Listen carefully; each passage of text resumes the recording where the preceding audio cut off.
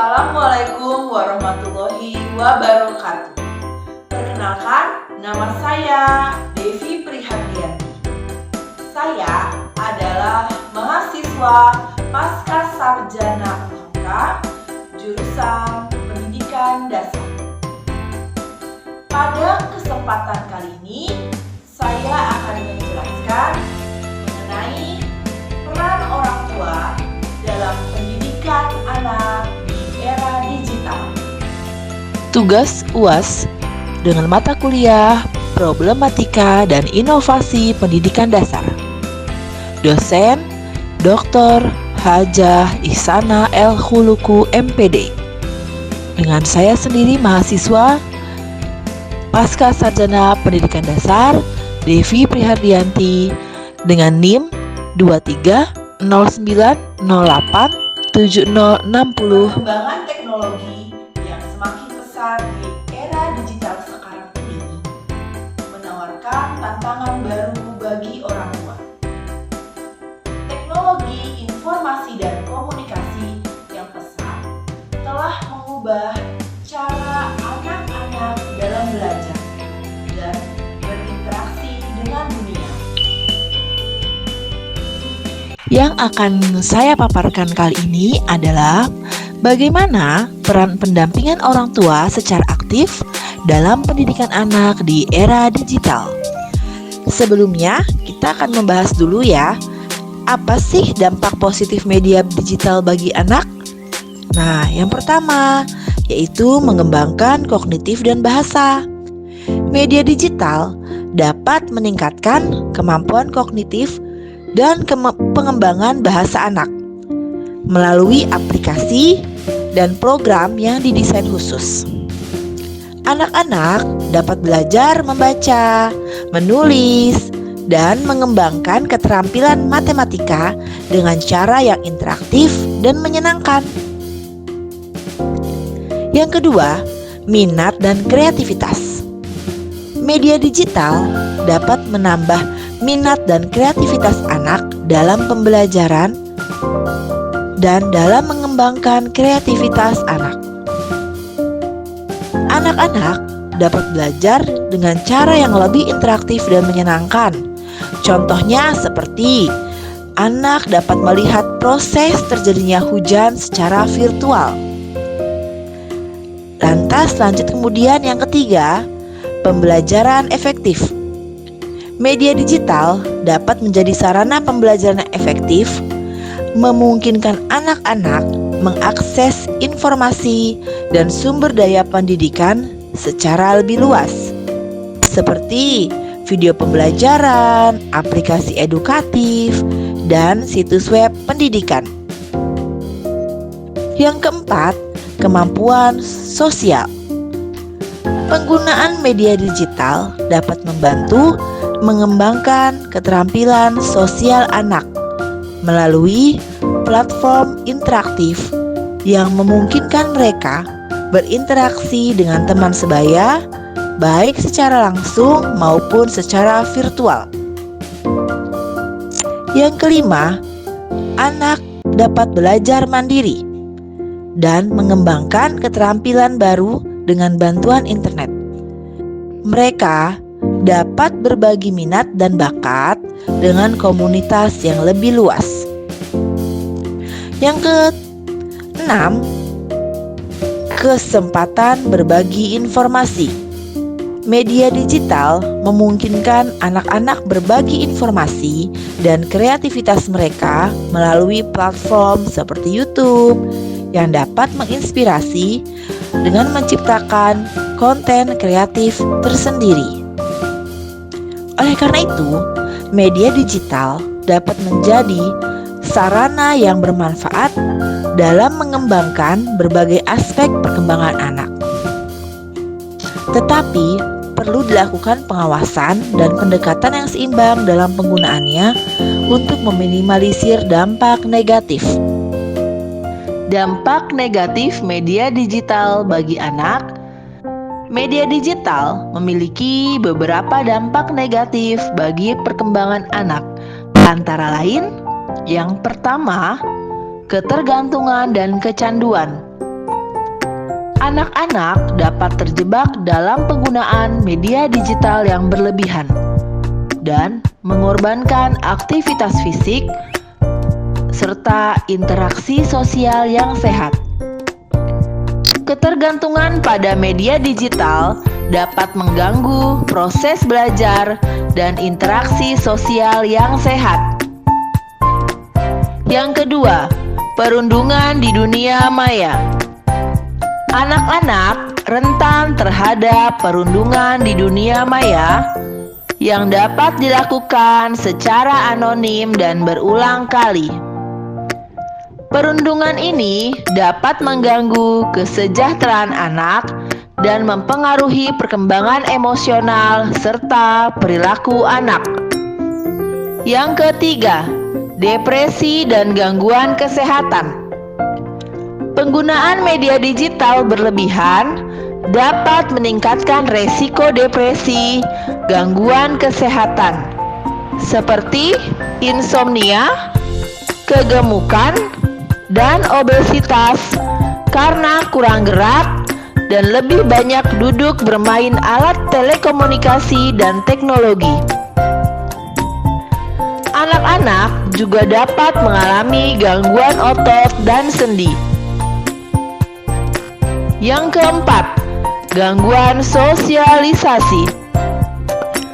Anak-anak yang lebih senang dengan alat telekomunikasi dan teknologi daripada teman dapat mengalami gangguan sosialisasi. Mereka dapat lupa melakukan aktivitas lainnya dan kurang berinteraksi dengan orang lain secara langsung. 5. Pengaruh pada pembelajaran. Terlalu banyak paparan pada konten yang tidak sesuai usia dapat berdampak negatif pada perkembangan emosional dan perilaku anak.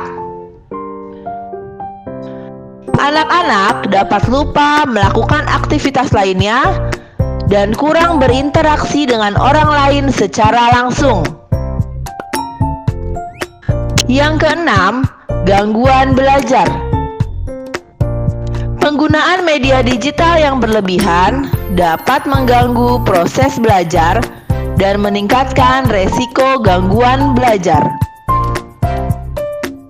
Anak-anak dapat lebih sering mengalami insomnia dan kurang berinteraksi dengan orang lain secara langsung.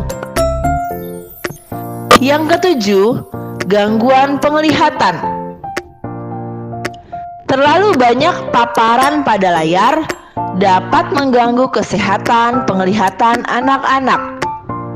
Dapat mengalami gangguan penglihatan yang berhubungan dengan paparan layar yang berlebihan. Penting untuk mengawasi penggunaan media digital oleh anak-anak dan memastikan bahwa anak-anak tetap memiliki waktu luang untuk aktivitas fisik, membaca, dan interaksi sosial yang sehat. Untuk mengatasi dampak negatif media digital bagi anak, ada beberapa solusi yang dapat diterapkan. Yang pertama, batasi waktu penggunaan. Tetapkan batasan waktu harian untuk penggunaan media digital. Pastikan anak-anak memiliki waktu untuk aktivitas fisik dan interaksi sosial yang sehat, sehingga mereka tidak terjebak dalam penggunaan media digital yang berlebihan. Kemudian yang kedua, pilih konten yang sesuai. Pastikan konten yang diakses anak-anak sesuai dengan usia dan perkembangan mereka. Pilih aplikasi, program, dan video yang mendukung pengembangan kognitif, sosial, dan emosional anak. Yang ketiga, awasi dan terlibat. Orang tua perlu memantau aktivitas anak saat menggunakan media digital. Seperti contohnya menonton bersama dengan orang tua untuk mendiskusikan konten yang dilihat. Yang keempat, fasilitasi interaksi sosial. Dorong anak untuk berinteraksi dengan teman sebaya di luar dunia maya. Aktivitas kelompok dan permainan fisik dapat membantu mengembangkan keterampilan sosial yang sehat. Selanjutnya, edukasi tentang media digital.